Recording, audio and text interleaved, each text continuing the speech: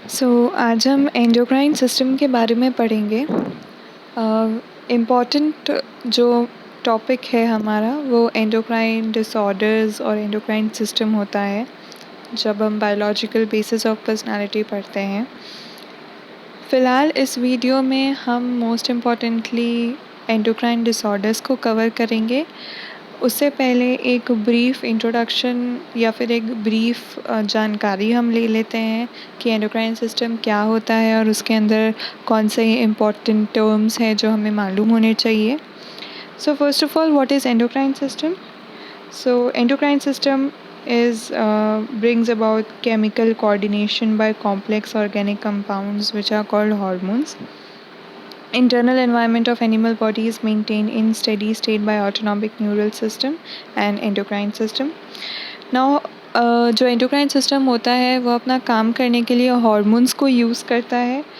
Now what are hormones? तो hormone is a chemical messenger produced by endocrine glands and it is released directly into the blood and transported to a distantly located target organs. इसका मतलब होता है कि एक endocrine gland hormone release करेगा blood stream में directly और वहाँ से फ्लो होके वो हार्मोन जो है पर्टिकुलर टारगेटेड ऑर्गन के पास जाएगा। यहाँ पर एक बात और हमें याद रखनी है, अगर हम एंडोक्राइन ग्लैंड के किस तरह से एंडोक्राइन ग्लैंड हार्मोन रिलीज़ कर रहा है तो हम एक्सोक्राइन ग्लैंड को भी ले लेते हैं। जो एक्सोक्राइन ग्लैंड होता है वो डक्ट्स के थ्रू अपने हार्मोन्स टारगेट ऑर्गन के पास पहुंचाता है, ना कि डायरेक्टली ब्लड स्ट्रीम में रिलीज़ करता है। Now, the presence of hormone in the blood and tissue fluid is essential for normal life because cell works only if correct hormone in required quantity is present. जैसा कि हम जानते हैं हर चीज़ body के अंदर बैलेंस स्टेट में होना चाहिए।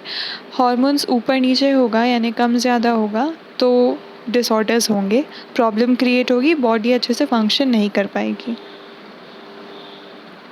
ये एंडोक्राइन ग्लैंड्स हैं मेल और फीमेल बॉडीज़ के, हम देख सकते हैं ऑलमोस्ट सारे सेम होते हैं एक्सेप्ट मेल्स में टेस्टिकल्स होंगे और फीमेल में ओवरी होगा, which are the sex glands. Now talking about the endocrine disorders, so endocrine disorders are the result of hypofunction and hyperfunction of the endocrine hormones. मैंने पहले ही बताया था कि जो एंडोक्राइन डिसऑर्डर्स होंगे वो तब होगा जब हमारे हार्मोन्स ऊपर नीचे होंगे। अगर हार्मोन्स ज़्यादा सिक्रीट हो रहे हैं तो वो हाइपर सिक्रीशन होता है, अगर हार्मोन्स कम सिक्रीट होते हैं तो वो हाइपो सिक्रीशन होता है। Hyposecretion disorders are caused by too little hormone. They can be treated by addition of the hormone. तो हाइपोसिक्रीशन डिसऑर्डर अगर किसी को है तो हम उसे ठीक कर सकते हैं हार्मोन्स की मात्रा बढ़ा के, क्योंकि हार्मोन्स की मात्रा की कमी हुई है इस वजह से वो पर्टिकुलर डिसऑर्डर हुआ है। दूसरा है hyper secretion disorders which are caused by too much of hormone.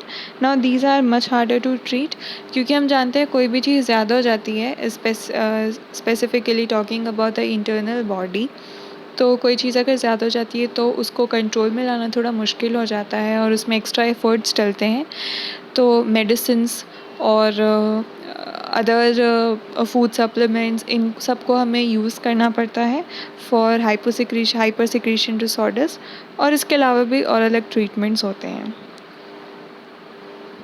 Now one by one we will see all the glands, not all the glands but the basic endocrine glands हम cover करेंगे। उसके बारे में all information would be difficult for us to cover, so हम major जो information होगी हर gland से वो हम ले लेंगे। For example यहाँ पर मैंने pineal gland में divide कर दिया है location and structure of pineal gland, hormones released by pineal gland हम पढ़ेंगे, function of the hormones released by pineal gland पढ़ेंगे, and disorders associated with pineal gland हम पढ़ेंगे।